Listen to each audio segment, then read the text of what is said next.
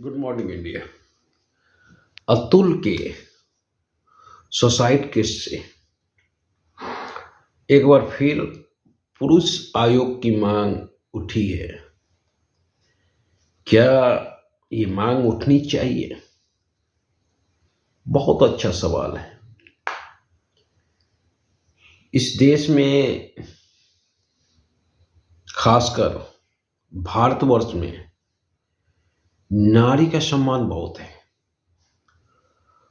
और मैं नहीं समझता हूं कि नारी उतनी प्रतापित होती है जितना प्रतापित पुरुष होता है।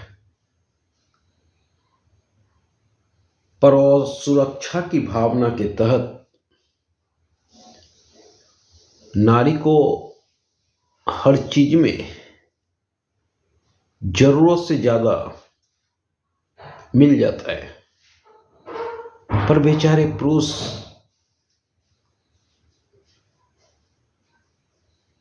कुछ बोल नहीं सकता है। अगले साल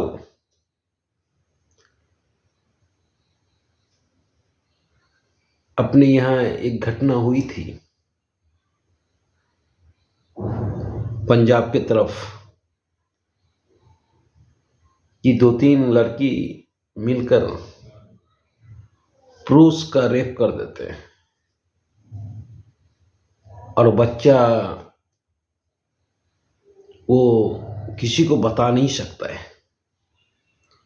बताता है तो उपहास का पात्र बन जाता है। तो इस तरह की घटना बहुत होती है, हर मोड़ पे प्रतापित होता है। खासकर हर घर में पति इतने प्रतापित होते हैं कि पूछने वाली बात नहीं। हमारे एक मित्र है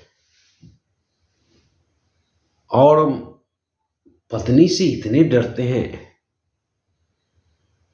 कि जब भी स्कूटर पे रहते हैं और पीछे अगर पत्नी बैठा हो तो वो देखकर भी नजरअंदाज कर जाते हैं। मतलब इतना डर उनके अंदर है। और बात बात में अभी भी जब लड़ाई होती है तो उन्हें घर छोड़ना होता है। तो हर घर की यही स्थिति है। हर घर में नारी का वर्चस्व है, पुरुष का कहीं वर्चस्व है ही नहीं। और ये घटना तो झकझोर देने वाला है। एक सीधा साधा इंजीनियर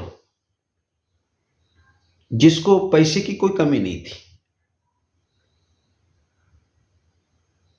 80 लाख रुपया कमाता था वो बंदा, अच्छा खासा इंजीनियर था, पर एक जीवन साथी सही नहीं मिलने के कारण उनका बुरा हाल हुआ।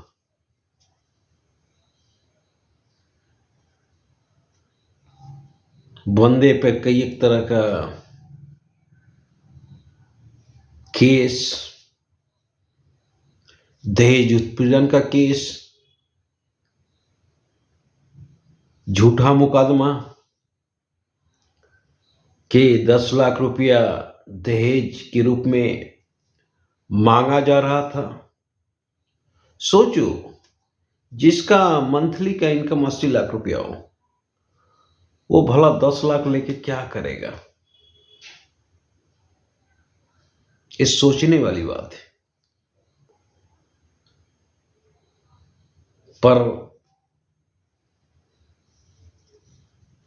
बार बार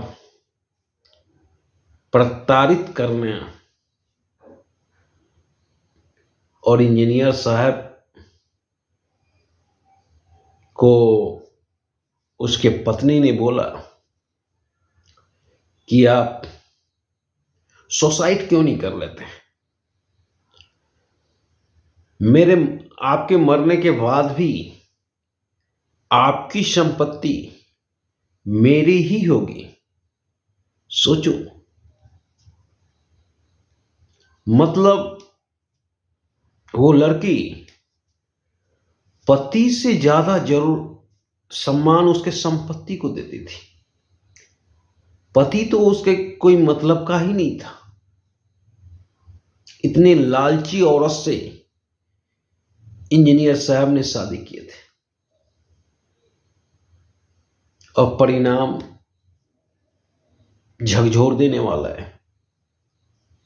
इंजीनियर साहब हिम्मत हार गए। जब उन्हें कानून से भी कोई सहायता नहीं मिला तो लास्ट में इंजीनियर साहब इस मुकाम पर पहुंचे कि मैं जीवन ही यहां द एंड कर देता हूं, और बोला अगर मुझे इंसाफ नहीं मिला तो मेरे अर्थी कलश को कोर्ट रूम के बाहर जो गटर होगा उसमें फेंक देना। सोचो कितनी बड़ी बात।